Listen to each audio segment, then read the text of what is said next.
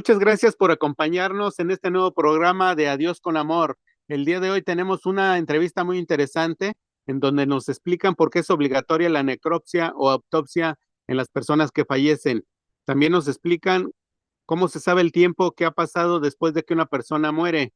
También nos explican cómo descubrir a un asesino en caso de un fallecimiento por una tercera persona. Les agradecemos a todos y cada uno de los que nos brindan su amable atención para este programa y a quienes nos acompañaron en los programas anteriores. Les recuerdo el teléfono de este programa 664-412-6177 para que nos manden sus mensajes de WhatsApp, sus dudas, sus comentarios, todo lo que nos quieran comentar en este teléfono.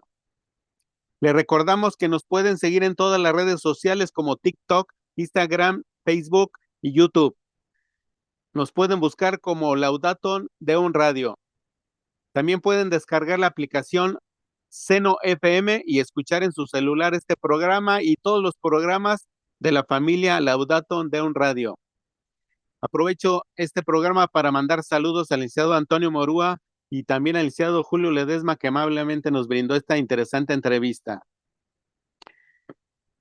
Como todos los programas, vamos a platicarles sobre la frase del día de hoy, que dice: los hombres temen a la muerte como los niños tienen miedo a la oscuridad, y de la misma manera que este miedo natural de los niños es alimentado por las historias que les cuentan, lo mismo ocurre con el otro.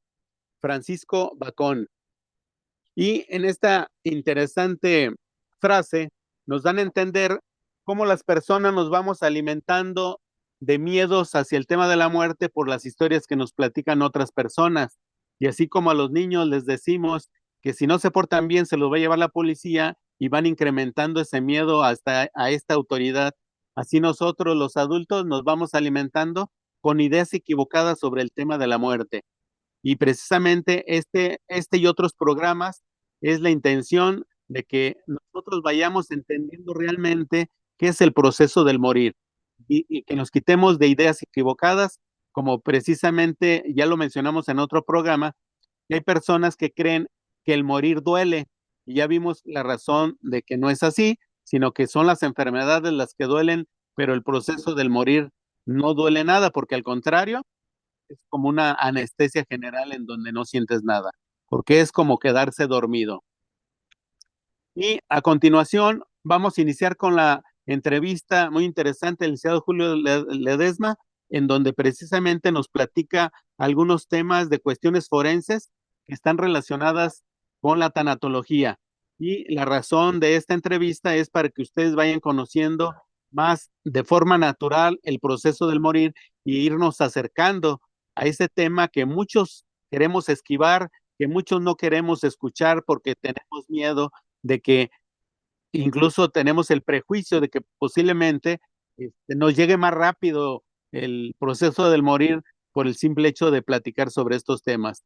Y pues como ustedes lo van a ir descubriendo, la intención no es de que ustedes se llenen de prejuicios, sino que se llenen de valentía y de fe en sus creencias religiosas para poder buscar una tranquilidad y escuchar estos temas como un incremento a su cultura, a su educación, para que les ayude a esperar ese momento de una forma tranquila y podamos superar la muerte de un ser querido, porque entonces vamos a entender que es un proceso natural y también espiritual.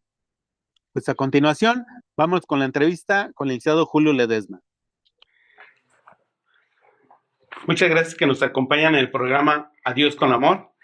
En este momento estamos con el licenciado Julio Ledesma, que nos acompaña, y a quien le agradezco pues la aceptación de esta entrevista.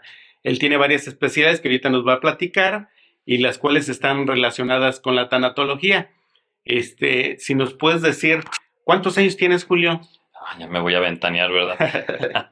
Tengo 44 años. Muy bien.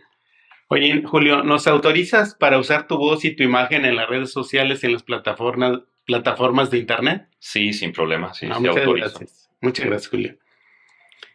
¿Actualmente a qué te dedicas, Julio? Actualmente ejerzo varias actividades, entre ellas ejerzo como abogado especializado en Derecho Penal y imparto cursos y conferencias en el área de la criminología y las ciencias forenses para diversas instituciones de América Latina. Ah, muy bien. Y aquí en México, ¿qué actividades ha realizado en el área forense? Ok, aquí en México me he desempeñado actualmente como abogado postulante en Derecho Penal y también he trabajado como agente del Ministerio Público adscrito al Departamento de Homicidios de la ya extinta Procuraduría General de Justicia del Estado de Guanajuato. Ah, muy bien.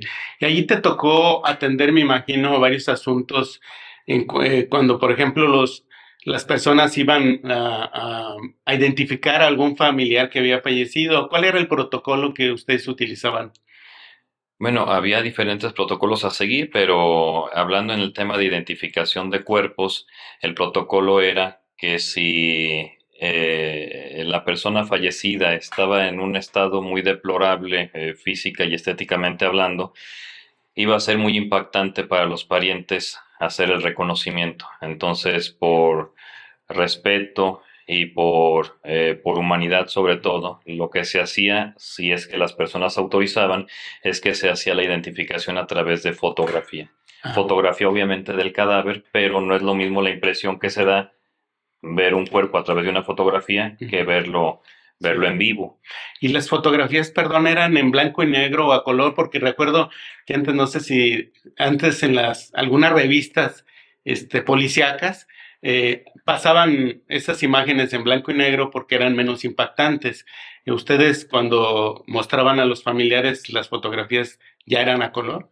Sí, ya eran a color, porque así nos lo exigía en aquel entonces las averiguaciones previas, que viene siendo la figura de lo que hoy conocemos como carpeta de investigación. Entonces sí tenía que ser en formato a color, pero siempre se procuraba que estas fotografías fueran mostradas al familiar que tuviera menos contacto emocional, menos relación afectiva con el difunto. ¿Y ustedes cómo identificaban a esas personas que tienen menos contacto emocional con el fallecido? Generalmente cuando las personas acudían a denunciar el fallecimiento de un ser querido o iban a reclamar el cuerpo por el trámite administrativo con las funerarias y el registro civil, generalmente iban acompañadas, ¿sí? Iba la mamá acompañada de la hermana, el tío, los hijos, y uno observaba quién era el que estaba más fuerte emocionalmente, porque uno apreciaba que llegaba gente devastada.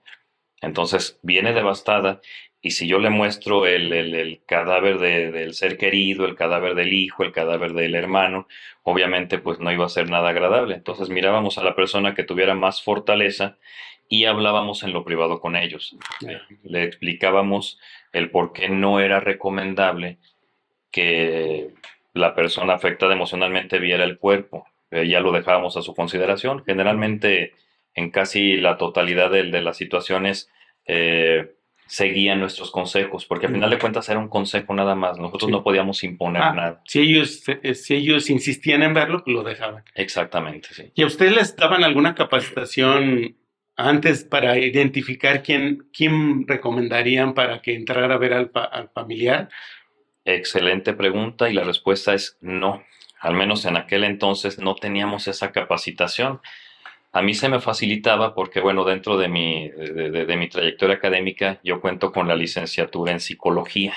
Entonces eso me permitía observar procesos psicológicos básicos, las cuestiones emocionales, motivacionales, la intervención en crisis, cuestiones tanatológicas, ¿sí? Procesos de duelo, y eso me permitía tener un acercamiento. Pero desafortunadamente las personas que no tienen este conocimiento, pues como Dios les daba a entender. ¿No? Sí. Mira. ¿Qué otras actividades realizabas tú ahí? En otro momento tú me platicaste, por ejemplo, que te tocaba ir a algunas escenas donde había algún fallecido por tu trabajo que realizabas en la Procuraduría. Es correcto.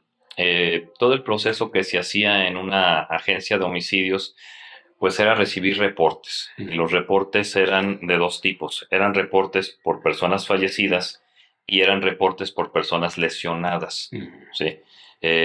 Y obviamente, pues dependiendo del tipo de fallecimiento, del tipo de herida, pero teníamos que atender todo, desde el homicidio causado por elementos naturales, muertes naturales, hasta muertes accidentales, o muertes, lo que se le conoce en el argot jurídico como muertes dolosas, que no era otra cosa más que las muertes provocadas. ¿Sí? Y con las lesiones eran igual, también nos llegaban personas accidentadas por accidentes de tránsito terrestre, personas accidentadas en eventos naturales como inundaciones, personas que se caían de un tercer piso, atropellados, etcétera, y teníamos que atenderlos. Primero recibíamos el reporte, acudíamos a la escena de los hechos, teníamos que hacer una preservación del lugar de los hechos para evitar una contaminación de indicios. Teníamos que fijar estos indicios y dentro de esos indicios, pues muchas veces nos encontrábamos con el cuerpo sin vida de la persona. Entonces lo primero que teníamos que hacer era tratar con dignidad el cuerpo. Y cuando hablo de tratar con dignidad es, número uno, pues evitar que se exponga la mayor parte del tiempo o el menor tiempo posible a la luz pública, ¿sí? Dentro de los cordones de seguridad se trataba de que la gente no empezara a tomar fotos. Si la persona estaba en alguna situación, por ejemplo, indecorosa, desnuda, o en ciertas posiciones, se trataba de cubrir, era el elemento principal, ¿sí? Y además, como indicio, no podías tratarlo como los demás indicios, indicio 1, indicio 2, indicio 3, no. Al cuerpo sin vida tenías que tratarlo como una letra, indicio A. No podías tratarlo como si fuera un número, no podías cosificarlo. ¿Sí? Con respeto. Exactamente.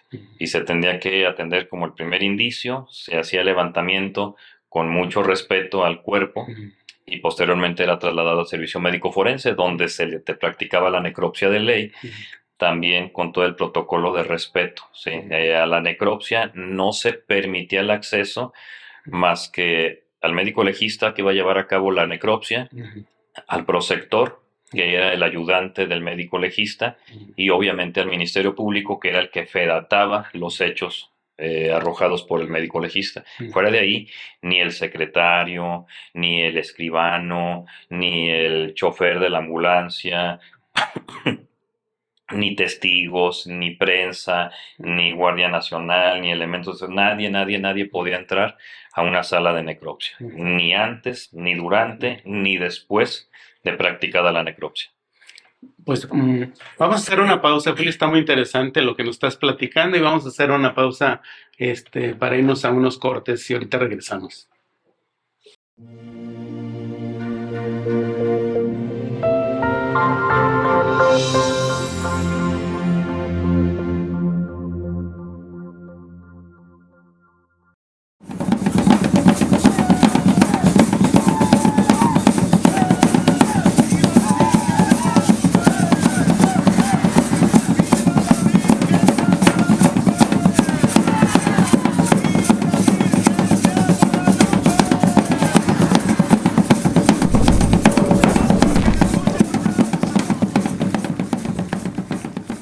La Biblia en Lucas 1:43 dice que María es madre de Dios.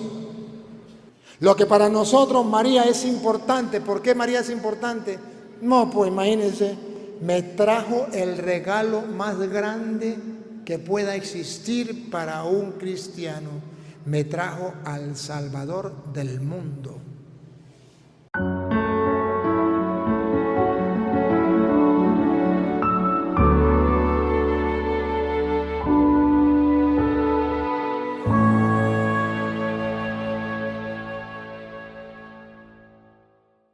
Continuamos aquí con esta interesante entrevista con el licenciado Julio Ledesma, que le agradezco enormemente que me haya aceptado esta entrevista muy interesante, en donde estamos aprendiendo cosas sobre las cuestiones forenses. Me platicabas en el bloque anterior sobre las ocasiones en que los mandaban a ustedes como Ministerio Público a investigar o a ver, que les llamaban cuando había alguna persona fallecida en la vía pública, por ejemplo. Y decías sobre la necropsia. ¿Cuál es la razón de ese procedimiento? La necropsia es fundamental dentro de una investigación porque la finalidad de una necropsia es encontrar la causa real de la muerte. Y digo causa real porque muchas veces ante la visión externa podemos generar cortinas de humo. ¿Qué es una cortina de humo? Un falso señuelo. Ejemplo, una persona puede ser envenenada y obviamente estamos hablando de un homicidio y para llevar la investigación por otro cauce, tomamos el cuerpo, le amarramos una soga en el cuello y lo colgamos y entonces lo hacemos pasar por suicidio.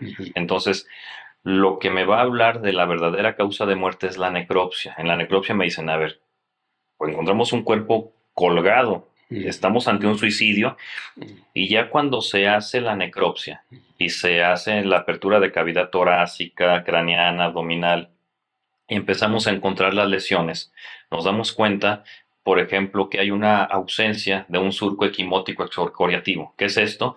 Pues que el cuerpo ya no presentó la marca del amarre, y no la presentó porque cuando ya estaba fallecido la sangre ya no circula y entonces ya no se puede dar una lesión, ¿sí? Que deje la marca. Entonces ya sería incongruente, decimos, caray, pues si fue suicidio, pero no aparece el amarre, el surco equimótico exfoliativo, pues no era un suicidio.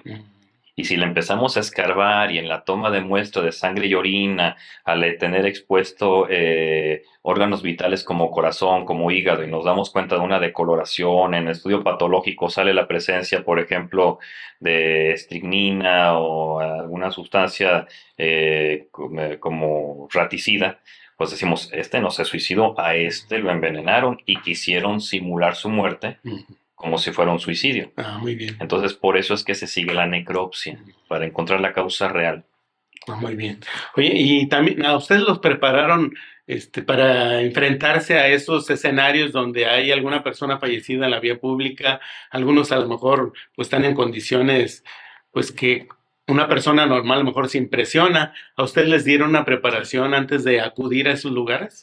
En mi época no, en mi época como que seleccionaban, como vulgarmente dicen, a ojo de buen cubero, ¿no? ¿Quién tiene la sangre más fría? Y aún así pues había de repente ciertas circunstancias donde el que se miraba más fuerte emocionalmente era el que se derrumbaba, ¿no? Al ver ciertas imágenes. Sí. Había imágenes de todo, había imágenes que no llamaban mucho la atención porque no eran muy, muy grotescas, pero había imágenes completamente dantescas que realmente te ponían los pelos de punta. Y ¿y tú te tocó compañeros o a ti las primeras veces cómo te sentiste cuando fuiste a identificar algún cadáver? Me acuerdo que la primera vez que yo fui a identificar un cadáver, que fuimos a hacer un levantamiento de cadáver, fue una persona que se había suicidado. Era un joven, si mal no recuerdo, entre los 19 y 20 años de edad.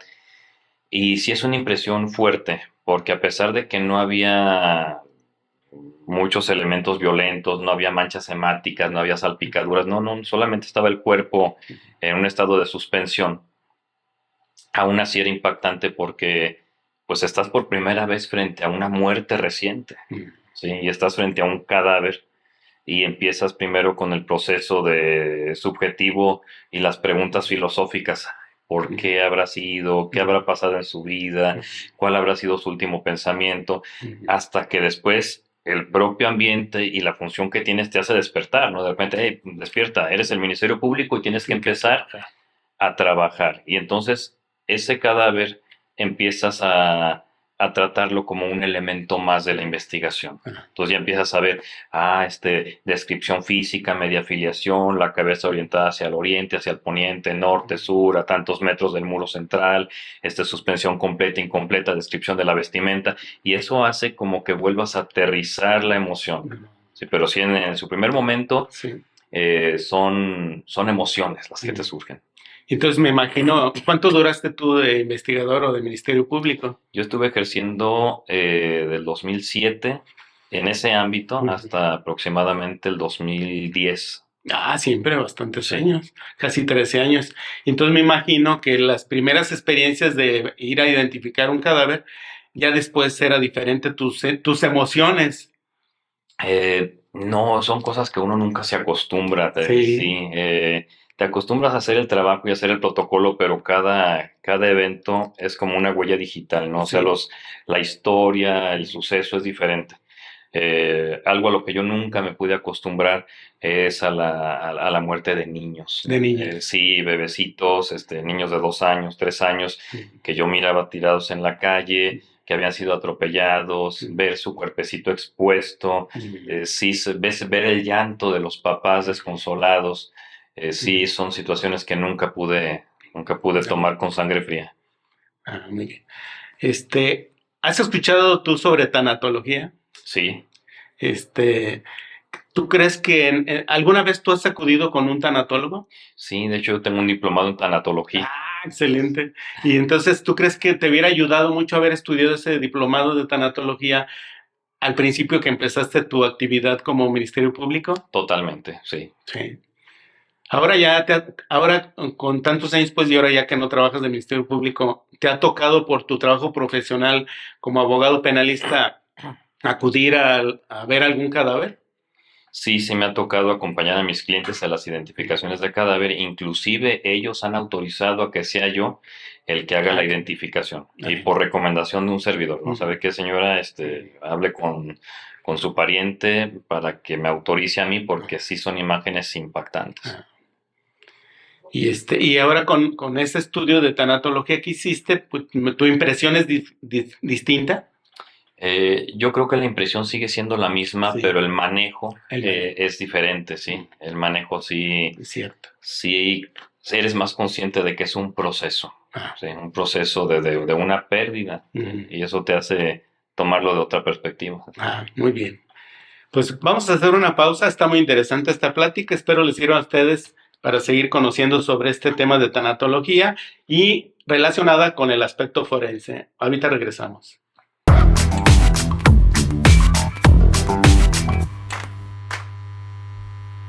Hola, yo soy Egon de Jocelyn Y yo soy Jocelyn de Egon. y pues te queremos invitar al próximo retiro que tenemos del Movimiento de la Búsqueda de Cristo los días 24, 25 y 26 de octubre en la comunidad de Divino Maestro ubicada en los Taicos Portugueses.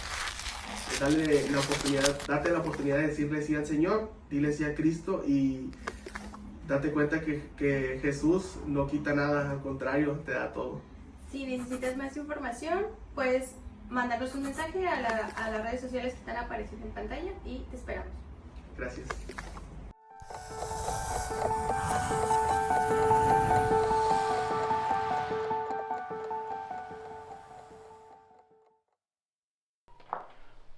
Continuamos con la entrevista muy interesante con Julio Ledesma, que nos hace favor de recibirnos.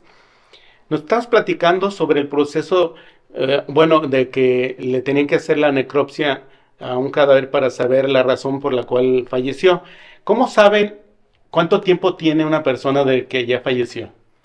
Interesante pregunta. Las personas ya una vez que pierden la vida empiezan a entrar en procesos físicos y químicos. Estos procesos van a ir avanzando conforme avanza el tiempo.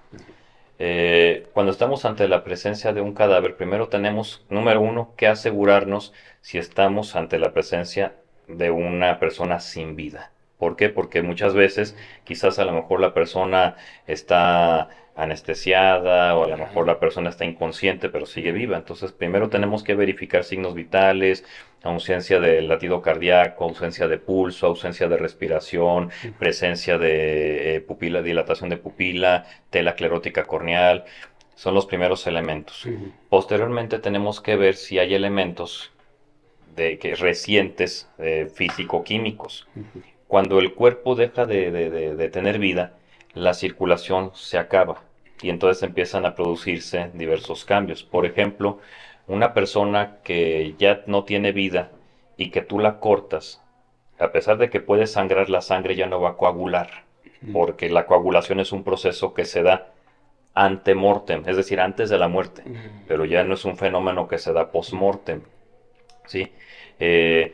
Vemos si hay presencia de fauna cadavérica, porque lo primero que empiezan a aparecer son mosquitas allá alrededor. Eso es señal de una muerte reciente, porque hay moscas, pero todavía no hay larvas, ¿sí? Tenemos que ver procesos de rigidez cadavérica, presencia de lividez. Cuando la sangre deja de circular, por efectos de la gravedad, la sangre tiende a decantarse, irse hacia el centro de la Tierra. Entonces, dependiendo de la posición del cadáver, va a decantarse la sangre hacia ese punto. Si el cadáver murió estando boca arriba, lo que se le conoce como posición de cúbito dorsal, pues la sangre se va a colpar en la espalda y entonces va a quedar una mancha morada en la espalda. Pero, ojo con esto, a veces confundimos las manchas moradas con equimosis. La equimosis es una lesión, ¿sí? La lividez, la marca morada, es un efecto normal de la decantación de la sangre. Entonces, si la persona murió de lado, pues obviamente la sangre se va a golpear en esa lateralidad. Y entonces, cuando nosotros vemos una lividez, decimos, esta persona ya tiene 2 o 3 horas, que es lo suficiente para que la sangre se baje. ¿Sí? Tenemos una lividez, pero todavía no tenemos, por ejemplo, una fase, bueno, eso se le conoce como fase cromatográfica, que es la fase de la decoloración. La persona primero comienza en la fase cromatográfica, primero con una decoloración por la ausencia de la sangre. Empezamos por una palidez. Después empieza a descomponerse y pasamos de lo blanco, de lo pálido, pasamos a lo amarillo. Después se pasa a lo verde, después se pasa a lo morado, después se pasa a lo negro. Cuando ya estamos en un color negro, ¿sí? Ya estamos hablando que la persona tiene muchas horas ya fallecida. Estamos hablando probablemente de un día. Después de la decoloración de la fase cromatográfica, el cuerpo empieza a descomponerse en sus órganos internos y esto ocasiona la acumulación de gases. El cuerpo empieza a formar gases, empieza a inflarse y esto se le conoce como la fase enfisematosa. La fase enfisematosa tarda aproximadamente entre las 48 y las 72 horas. Entonces, cuando nosotros llegamos al hallazgo y vemos a una persona ya hinchada por los gases, ya sabemos que no es una muerte reciente, ¿sí? Posteriormente a la fase enfisematosa, tenemos la fase de la corificación, donde precisamente la piel en condiciones normales, no deshidratadas, tiene cierta elasticidad.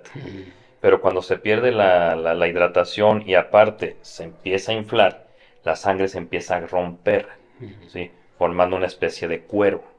¿Sí? Entonces esa es la fase de la corificación, que es posterior a la fase enfisematosa. Después de la corificación, precisamente por el exudado de las grasas, empezamos a ver el cuerpo, aparte de desgarrado de la piel, empezamos a ver como si estuviera sudando, ¿sí? Y esa fase se le conoce como la saponificación. Después de la saponificación viene la fase de la putrefacción, donde ya los órganos internos ya están completamente licuefactados, ya son agua, son como una gelatina fuera del refrigerador. Después de esa fase de la putrefacción, ahora sí, viene la fase de la osificación, donde ya el cuerpo ya se convierte en hueso.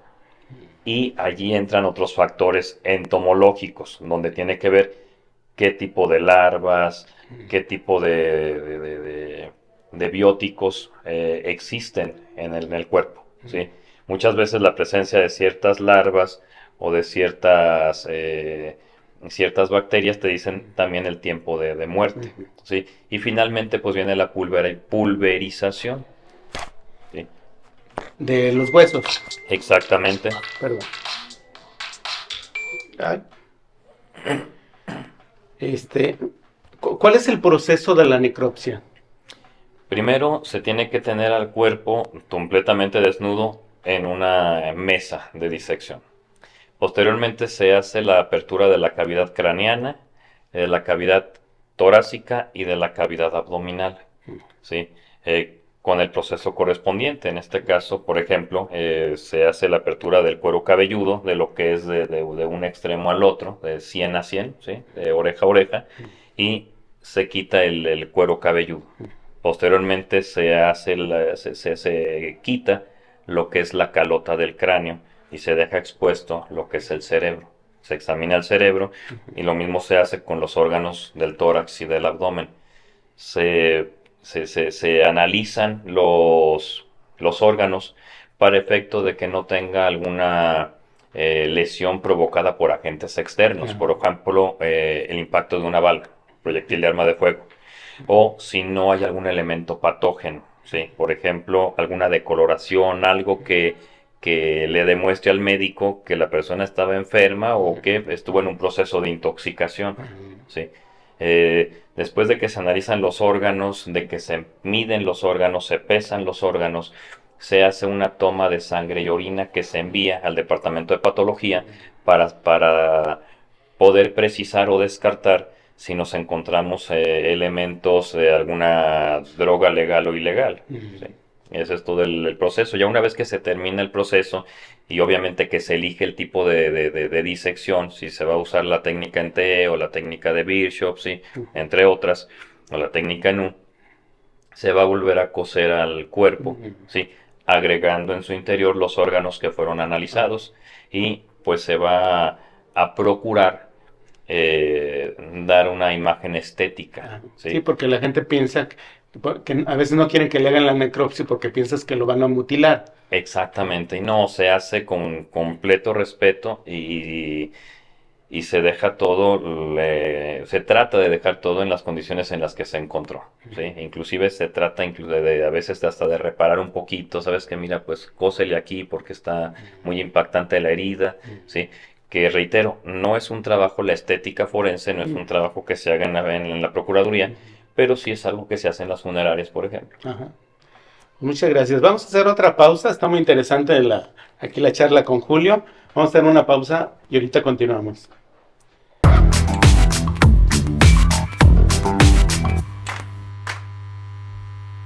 Continuamos con esta agradable charla con Julio Ledesma, quien nos hace favor de recibirnos y platicarnos con su experiencia algunas cuestiones tanatológicas y forenses para que la gente se dé cuenta y se quite de ideas equivocadas. Por ejemplo, estaba pensando ahorita que te estaba escuchando, que mucha gente tiene la idea de que según el gesto o la cara que tiene el cadáver de una persona es porque sufrió mucho.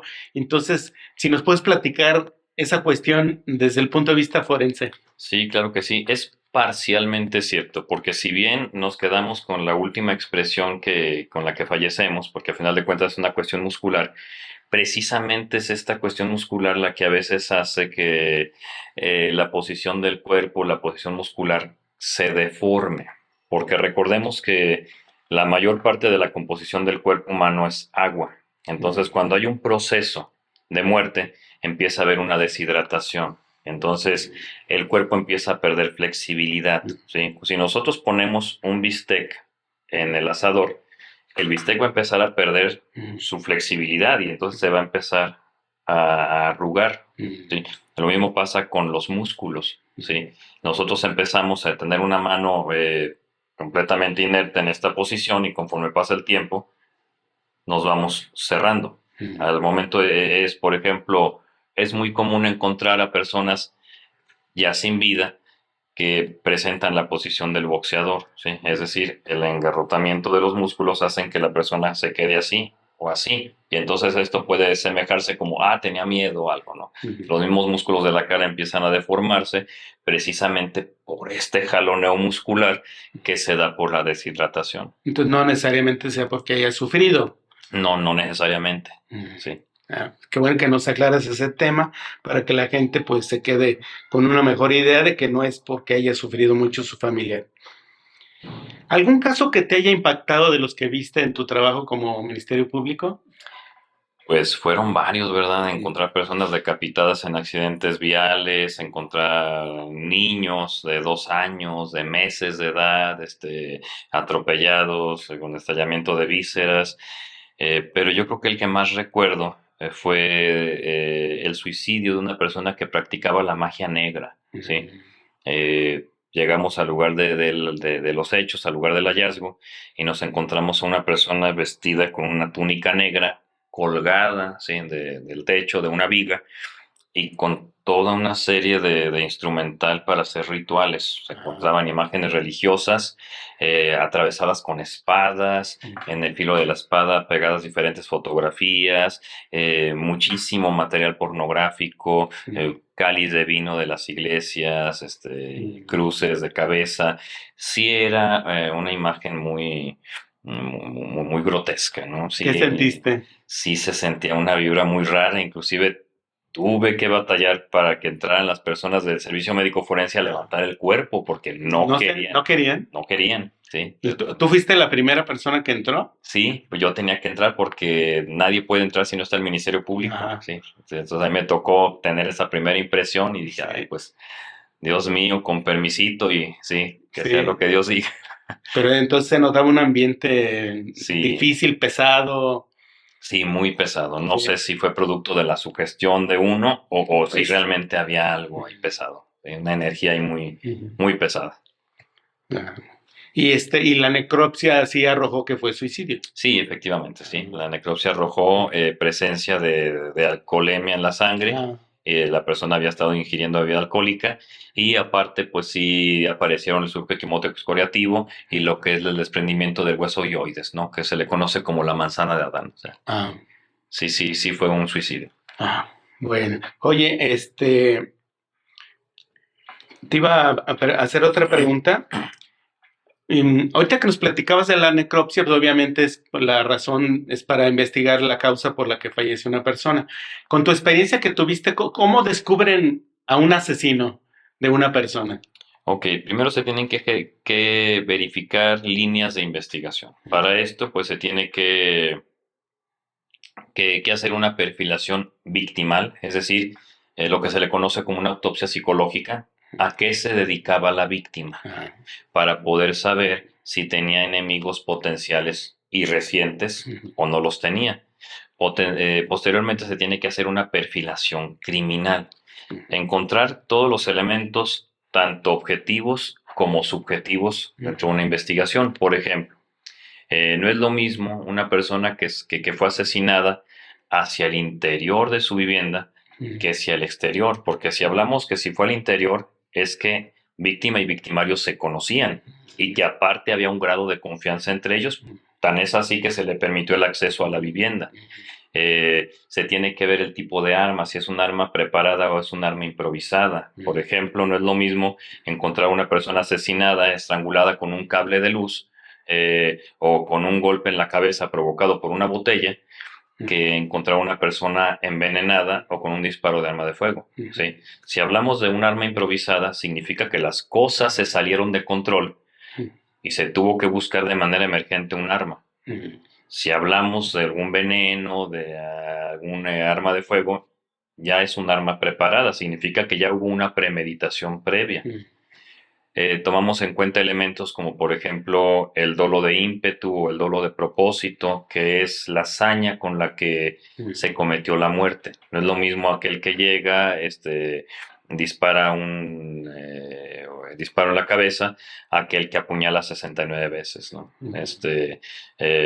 Entonces, esos son los elementos que nos encontramos, los elementos que nos da servicios periciales, huellas, pelos, fibras, cabello, sangre, manchas de embarramiento, escurrimientos, muestras de ADN, muestras de fluidos, ¿sí? Que son los elementos físicos, los objetos, y los elementos que nos dan los agentes de investigación criminal, que nos hablan de los sujetos. Se llevaba mal con Hugo, con Paco, con Luis, con Juan o con Pedro, y de esos 5, el último le había hecho ya amenazas de muerte, o el segundo tiene acceso a armas de fuego porque fue ex policía. Entonces empezamos a ver si hay una coincidencia, ¿sí?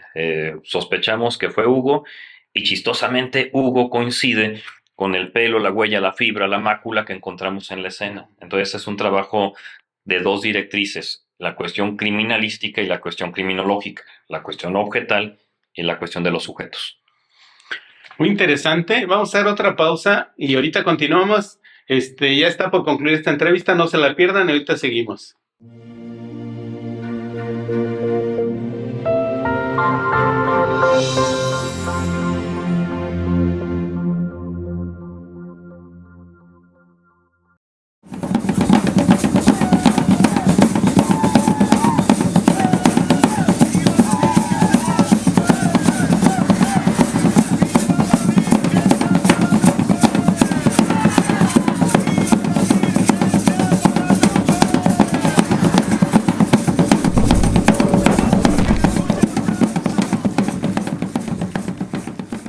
La Biblia en Lucas 1:43 dice que María es madre de Dios.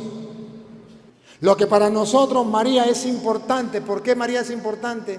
No, pues imagínense, me trajo el regalo más grande que pueda existir para un cristiano.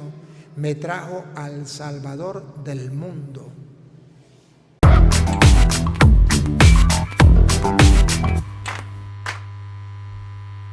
continuamos con esta entrevista. Muchas gracias por su atención y su paciencia. Espero les esté gustando. Está muy apasionante porque estamos aprendiendo cosas nuevas. Continuamos con Julio Ledesma. Por ahí tengo una pregunta, a ver qué te parece. ¿Crees que has cambiado o cómo abordas ahora la idea de la muerte con tu experiencia de Ministerio Público, con tu diplomado de tanatología, con tus estudios forenses? Ahora, ¿cómo abordas la idea de la muerte? Pues bueno, número uno, se aborda con mucho respeto, ¿no? Se sigue, la idea de la muerte sí es un concepto que sigo respetando, solo que ahora lo veo de una manera más objetiva, de una manera más resignada, porque veo que es un proceso que es natural, nadie se escapa de la muerte, ¿sí? Si hay algo seguro en esta vida es la muerte, definitivamente. Tenemos que, bueno, yo acepto que son cosas que se salen de la esfera de nuestro alcance, no podemos evitarlo. ¿Sí? Es doloroso, es un proceso, es una vía dolorosa, como diría el poema de Amado Nervo, pero es inevitable, no podemos evitar la muerte. Tenemos que aceptarla, tenemos que sufrirla, tenemos inclusive que adaptarnos a esta nuevo ciclo de la vida, ¿no? Sí, porque pero al final de cuentas pues es parte de la vida, la muerte. Sí. Y con estas experiencias profesionales y de vida que has tenido, ¿pudieras decir, ¿le tienes miedo a morir? No, no le tengo miedo a morir, más bien tengo miedo a no vivir como me gustaría vivir, porque si algo he aprendido en este trabajo, en esta profesión, es que no sabemos ni el día ni la hora. De repente tú sales de tu casa, te pones tu mejor traje, te pones tu mejor loción, dices hoy va a ser un gran día y a los 3 minutos te da un infarto, ¿sí? O tú piensas que vas a terminar el día bien, no te acercas a tus seres queridos porque piensas que los vas a ver mañana y de repente recibes la noticia que a un ser querido lo acaban de atropellar, o que le cayó una bala perdida, o que estaba disfrutando sus vacaciones en Puerto Vallarta y que se ahogó, que lo asaltaron. Hay mil desgracias y entonces debemos de aprender a disfrutar la vida al máximo, ¿sí? Siempre estar consciente que la muerte, como diría esta película basada en un texto de Bruno Traven, se llama Macario, creo que se llama la película, ¿sí? Este actor Ignacio López Tarso. Con Ignacio López Tarso, sí. La muerte la encuentras en un árbol, la muerte la encuentras en una banqueta, la muerte la encuentras en muchas partes. La muerte nos está asediando. Sí. Y si no tenemos consciente eso, vamos por la vida pensando que vamos a ser eternos y a la vuelta de la esquina ya te dieron la sorpresa. ¿Sí? Sí, claro. En pocas palabras, la vida es demasiado corta para andarnos con rodeos. Sí, claro. Oye, Julio, fíjate que yo, lo poquito que he estudiado desde este tema de la tanatología, he descubierto que todos tenemos un porcentaje de tanatólogos, aunque no lo hayamos estudiado la ciencia completa. Y con el trabajo que ahorita nos platicaste que tú realizas, ¿crees que les has dado contención tanatológica o acompañamiento tanatológico a tus clientes, por ejemplo, cuando te contratan para defender o a investigar un asesinato o algún caso penal? Sí, es inevitable, ¿no? Si tenemos el conocimiento, es inevitable no involucrar tus emociones. No puedes permanecer inmóvil ante el dolor ajeno, ¿no? Sí, por razones humanitarias, si tienes el conocimiento, pues vas a tratar de aplicarlo. Muy bien. Pues, ¿has pensado tú, después de que atiendes a un cliente que perdió un familiar, has pensado tú en recomendarles a algún tanatólogo para que completen su proceso de duelo? Sí, lo he pensado, sobre todo cuando ya veo que no es normal, ¿sí? La forma en la que están viendo un duelo, ¿sí? Definitivamente un duelo siempre va a ser doloroso, pero hay personas que les cuesta más trabajo poder entrar en este proceso. Inclusive hay personas que no logran recuperarse y que después de 10, 15 años siguen arrastrando esta tristeza, esta frustración. Y entonces ellos sí requieren de una ayuda profesional.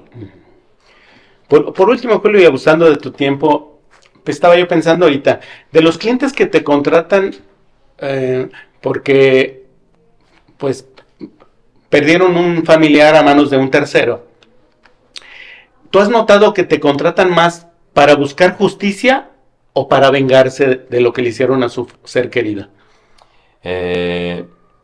Interesante pregunta, ¿eh? Yo pienso que se da más por el proceso de la venganza. Lamentablemente, dejan lo que es la parte legal, se lo dejan al Ministerio Público. Y hay personas que dicen, a mí no me interesa si me va a reparar el daño, a mí no me interesa que me vayan a dar de indemnización 5,000 salarios mínimos, a mí no me interesa, eso no me va a devolver la vida de mi ser querido.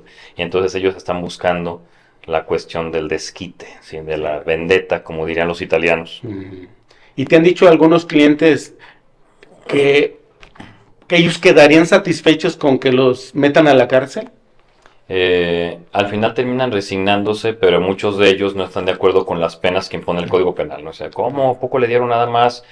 Por ejemplo, la pena mínima que se puede alcanzar en un procedimiento abreviado son 6 años, 8 meses. Si se declaran culpables. Si se declaran culpables, exactamente, siempre y cuando sea un homicidio simple. Pero recordemos que con los beneficios de la ley de ejecución de penas, estos 6 años, 8 meses se pueden reducir al 50% por buena conducta. Entonces, una persona puede salir por un asesinato en un periodo de 3 años, 4 meses. Entonces la gente empieza con esa impotencia, o sea, me quitaron a mi padre, a mi madre, a mi hermano y solamente lo encerraron 3 años, 4 meses. Entonces sí. Por una vida. Exactamente. Se les hace muy poco. Sí. Pues muchas gracias, Julio, te agradezco infinitamente por esta agradable charla y que todos aprendemos nuevamente cosas interesantes sobre el proceso del morir, sobre la cuestión forense y pues te agradecemos que nos hayas recibido para esta entrevista. Al contrario, gracias por la consideración, ¿sí? Enhorabuena. Muchas gracias. Vida solo hay una. Claro, y hay que disfrutarla. Exactamente, sí. Pues me despido con la frase que ya conocen ustedes, hay que vivir el presente como si fuera el último día. Muchas gracias por haber escuchado y visto esta entrevista muy interesante. Espero que ahora tengan nuevos conocimientos, nuevas ideas sobre el proceso del morir y obviamente que se les vaya quitando un poco ese miedo que tenemos el acercarnos hacia las personas que han perdido la vida. A veces nos acercamos en la vía pública cuando vemos algún accidente, muchos dicen que es por morbosidad, pero también es esa curiosidad por acercarnos a algo que le tenemos miedo. También es curioso cómo la curiosidad es parte del miedo que nos llena de ver accidentes en la vía pública. Y espero que les haya ayudado mucho esta entrevista con el licenciado Julio Ledesma, en donde nos explicó claramente con cuestiones científicas las investigaciones que hacen las autoridades para descubrir incluso a los asesinos. Y pues me resta solamente despedirme de ustedes con la frase tradicional de que vivo el presente como si fuera el último día. Muchas gracias y los espero en los siguientes programas de Adiós con Amor.